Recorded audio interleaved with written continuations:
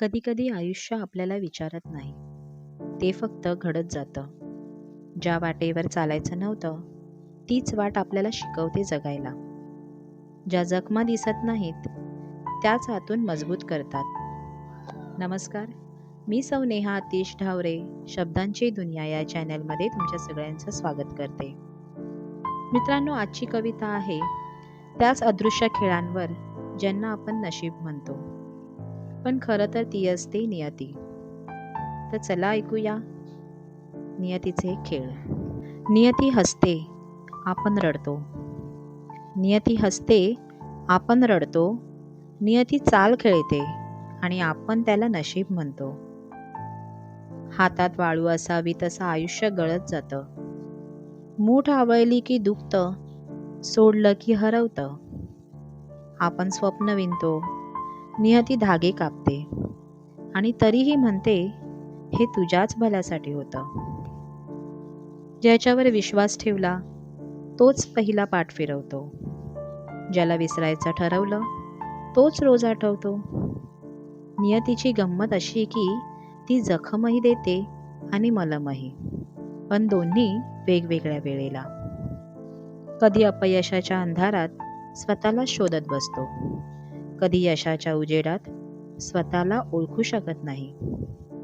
नियती आपल्याला मोडते, तुटण्यासाठी नाही, तर आतून नव्याने घडण्यासाठी. ज्या वाटेवर चालायचं नव्हतं तीच वाट आयुष्य दाखवते.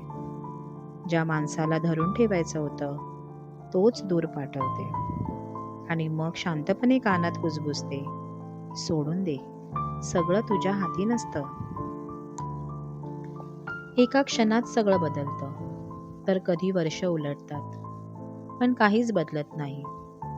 नियती वेळेची परीक्षा घेते आणि आपण संयमाची. आपण विचारतो मीच का?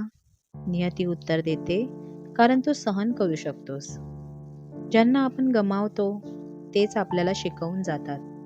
ज्या वेदना सहन करतो त्याच आपली खोली वाढवतात. नियती शत्रू नसते, ती फक्त शिक्षक असते, कठोर पण प्रामाणिक. शेवटी एक दिवस उमगतं. ज्याला आपण दुर्दैव म्हणालो तेच आपलं वळण ठरलं.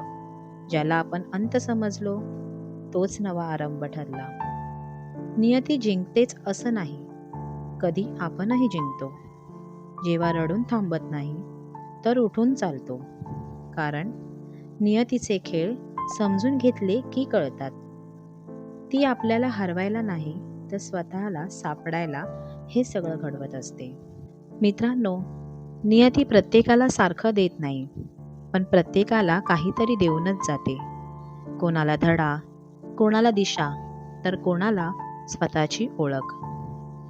जर ही कविता तुमच्या आयुष्यातल्या एखाद्या क्षणाशी जुळली असेल तर समजा तुम्ही एकटे नाही.